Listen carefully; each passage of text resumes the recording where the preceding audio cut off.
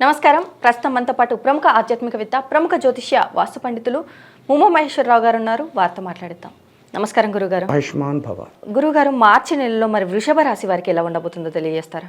సర్వమంగళ మాంగళ్యే శివే సర్వార్థ సాధకే శరణ్యే త్రయంబకీ దేవి నారాయణీ నమోస్తుతే. ఓం శ్రీ గురుభ్యో నమః.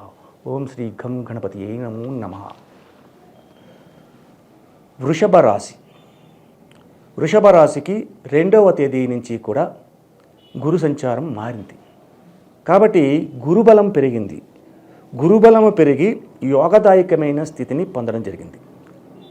వృషభ రాశి వారికి గతములో ఉన్న ప్రతికూల పరిస్థితులు ఏదైతే ఉన్నాయో ఆ ప్రతికూల పరిస్థితుల నుంచి అనుకూలమైన పరిస్థితులకి మార్పు చెందుతుంది. వృషభ రాశి వారికి, తులారాశి వారికి కూడా శుక్రుడే అధిపతి అయి ఉన్నాడు. ఈ శుక్రగ్రహము ఎక్కడ ఉన్నది అంటే ఉన్న స్థానము మేషరాశికి 9వ స్థానంలో ఉంది. 9వ స్థానంలో దాన్ని ఏమన్నారు? భాగ్యస్థానం అన్నారు. భాగ్యస్థానం అయినప్పుడు జరిగే ఫలితం అంటే భార్యాభర్తల మధ్యన అవగాహన సాహచర్యం ఏర్పడి ఒకరి మాటను ఒకరిని అవగాహన చేసుకుని ఈరోజు ఈ రకంగా చేద్దాం అనుకుంటున్నాను, భార్యతో చెప్పాలి. ఈరోజు నేను ఈ పదమైన పద్ధతి చేస్తున్నాను, పలానా వ్యక్తిని కలుస్తున్నాను, పలానా వ్యాపారం గురించి మాట్లాడుతున్నాను అని చెప్పి భార్య సలహా తీసుకోవాలి. వృషభ రాశికి 7వ స్థానమైన వృశ్చిక రాశి అధిపతి అయిన కుజుడు ఎక్కడున్నాడు? శుక్రునితో కలిపి ఉన్నాడు. ఎప్పుడైతే ఈ కలయిక వల్ల వస్తున్న విధానాన్ని చూసుకుంటే యోగదాయకమైన స్థితికి మారిపోతుంది భార్యాభర్తల మధ్య. అంటే ఆలోచన చేసి ఒకరినొకరు ఆలోచన పరంగా మాట్లాడుకుని చేస్తే ఆ పని విజయవంతం జరుగుతుంది, ఎటువంటి ఆటంకములు లేకుండా ఉంటుంది. అయితే ఈ వృషభ రాశి వారికి బంధువర్గము నుంచి ఏదైతే కలతలు ఉండి విడిపోయే పరిస్థితులు ఉండి, లేకపోతే కొంతమంది శాపనార్థాలు పెట్టేసుకుంటారు. నోటికి ఏం మాట్లాడితే ఏమంటారు, అనొచ్చు అనకూడదు అని కూడా లేకుండా ఏదైతే మాట్లాడేసుకుంటారు, నువ్వు అలాగైపోతారు ఇలాగైపోతారు అని అలాగ అనుకునే వాళ్ళు కూడా సవ్యతత్వంగా వచ్చేస్తారు.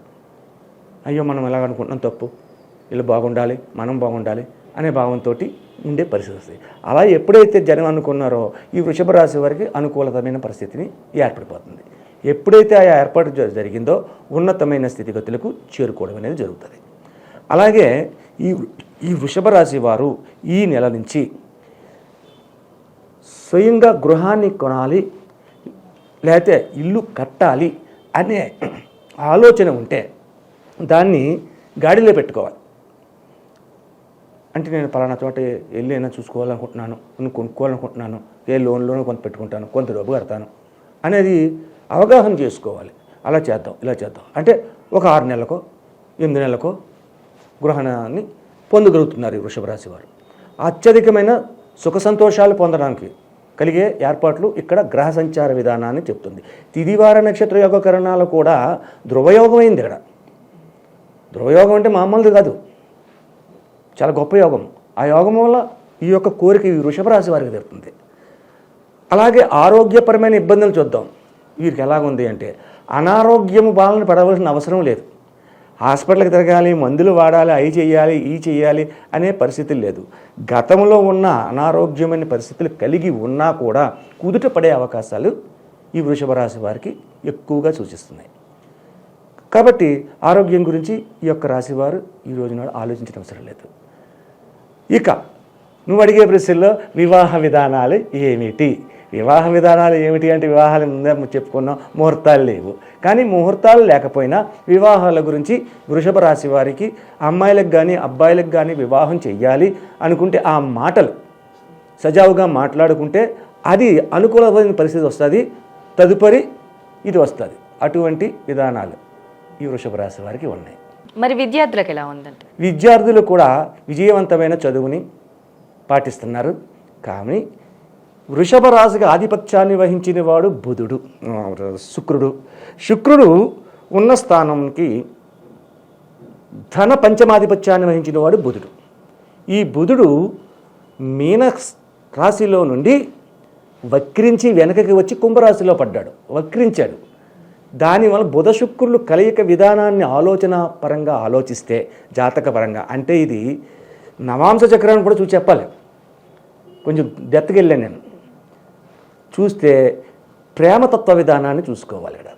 ప్రేమికులకు యోగదాయకమైన స్థితిని పొందుతున్నారు. అలాగే అన్నాను కానీ కదా అని చెప్పేసి మీ ఇష్టం వచ్చిన పనులు చేయమని కాదు. ఇప్పుడున్న పరిస్థితుల్లో ఈ ప్రేమతత్వాన్ని చూపించుతుంటే లేనిపోని కేసులు ఇరుక్కుంటున్నారు. కాబట్టి అనుచితమైన పనులు చేయండి. ప్రేమతత్వానికి అనుకూలవంతమైన పరిస్థితి అంటే ప్రేమ వివాహాలు జరుగుతాయి అనే పరిస్థితిని మనం ఇక్కడ అవగాహన చేసుకోవాలి. మరి విదేశ యోగం ఉందంటారా? విదేశ గమనం అంటే ఇప్పటిలో లేదు. అంటే గురువు తృతీయ స్థానంలోకి వచ్చాడు. రాహు ఉన్న స్థానం నుంచి గురువు తృతీయ స్థానంలోకి వచ్చాడు. పంచమ స్థానంలోకి వెళ్ళాలి గురువు. రాహువు దగ్గర నుంచి పంచమ స్థానానికి గురుడు చేరుకోవాలి. అప్పుడు గురు రాహువులు యొక్క దృష్టి వలన విదేశ గమనానికి వృషభ రాశి వారికి ఆనుకూలత వస్తుంది. అంటే ప్రస్తుత కాలంలో ప్రయత్నాలు చేయండి. చేయకపోతే ఎలాగా? గురుతత్వానికి రాహుతత్వానికి సంబంధించింది విదేశం యానం. అదే గురు రాహువులు ఇద్దరు కలిస్తే గురు చండాల యోగం అవుతుంది. ఒకే స్థానంలో ఉంటే అప్పుడు కూడా విదేశ గమనం వస్తుంది గురు చండాల యోగంలో కూడా. కాబట్టి ఈ ప్రస్తుత కాలంలో అయితే ఒక 3-4-5 నెలల దాకా కూడా వీరికి ఆ పరిస్థితి రాదు. మరి వ్యాపారస్తులు కొత్త వ్యాపారాలు ప్రారంభించాలనుకునే వారికి ఎలా ఉంది? వృషభ రాశి వారికి వ్యాపార సంస్థకి సంబంధించిన వారి కూడా బుధుడే. ఈ బుధుడు శుక్రుడికి మిత్రుడైనందువల్ల నూతన వ్యాపారాలు కూడా ప్రారంభం చేసుకుంటారు. వీళ్ళు నూతన వ్యాపారాలు చేయడము, వ్యాపారము యందు పరిణితి చెందిన యోగదాయకమైన పరిస్థితిని వీళ్ళు ఆనందంగా తీసుకుంటారు, పరిణితి చెందుతారు. అంటే ఏంటంటే ఆలోచన పరంగా తప్పకుండా చేద్దాం, ఇందులో పెట్టుబడి పెడితే ఇంతవరకు ఇలా వస్తుంది అనే ఆలోచన వస్తుంది. అందువల్ల వ్యాపారం ఏ వ్యాపారములు చేయవారైనా సరే, ఆఖరికి ఆయిల్ బిజినెస్ అంటే ఆయిల్ అంటే వంట నూనెలు అమ్ముతారు, దానికి కూడా శని అధిపతి అయినా కూడా శనికి బుధ శుక్రులు మిత్రులైనందువల్ల యోగదాయకమైన పరిస్థితి పొందడము, అందులోని శని ఉన్న స్థానము కూడా మంచి స్థానం, తన స్వస్థానంలో ఉన్నాడు. శని ఉన్నది స్వస్థానంలో ఉన్నాడు కాబట్టి యోగదాయకమైన పరిస్థితి. Oil, petrol bunks. అయితే వీరికి నప్పని వ్యాపారం అనేది వుడ్ చేయకూడదు.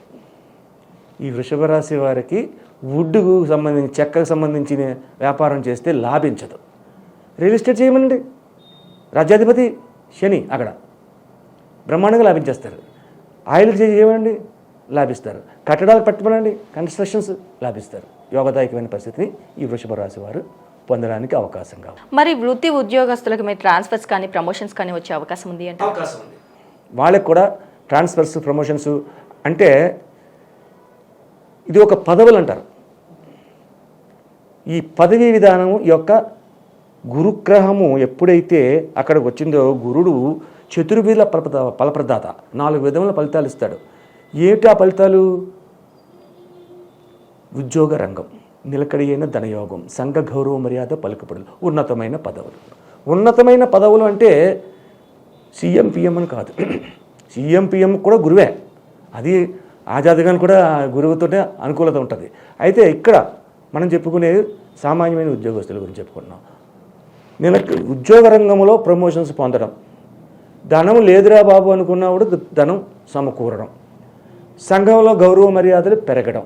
పలానా వెంకటరావు గారు చాలా మంచోడు, పలానా ప్రసాదరావు గారు మంచోడు అనే భావాన్ని ఇలా వస్తుంది. అలాగే వీళ్ళకి ఉద్యోగ రంగంలో ఎప్పుడైతే బాస్తో, అధికారితో సఖ్యతగా ఉన్నారో ఆయన వీళ్ళకి ప్రమోషన్స్, ట్రాన్స్ఫర్స్ కూడా ఉంటాయి. అటువంటివన్నీ జరుగుతాయి. మరి అలాగే ఈ రాశి వారు పాటించాల్సిన పరిహారాలు ఏంటి? ఈ రాశి వారు పాటించవలసిన శుక్రుడు అనగానే శివతత్వానికి సంబంధించిన వాడు. శివతత్వానికి సంబంధించిన వాడు కాబట్టి శివునికి అభిషేక జలాలతో పాటు పచ్చ కర్పూరము అనే దాన్ని తీసుకెళ్ళి దాన్ని నీళ్ళల్లో కలిపి ఆ నీళ్లు కూడా అభిషేకం జరగాలి. పచ్చకర్పూరంతో అభిషేకం జరగాలి. జరిగిన తర్వాత శివతత్వ విధానంలో శివనామస్మరణ చేసుకోవాలి. అత్యధికమైన శుభదాయకమైన ఫలితాలు పొందుతారు.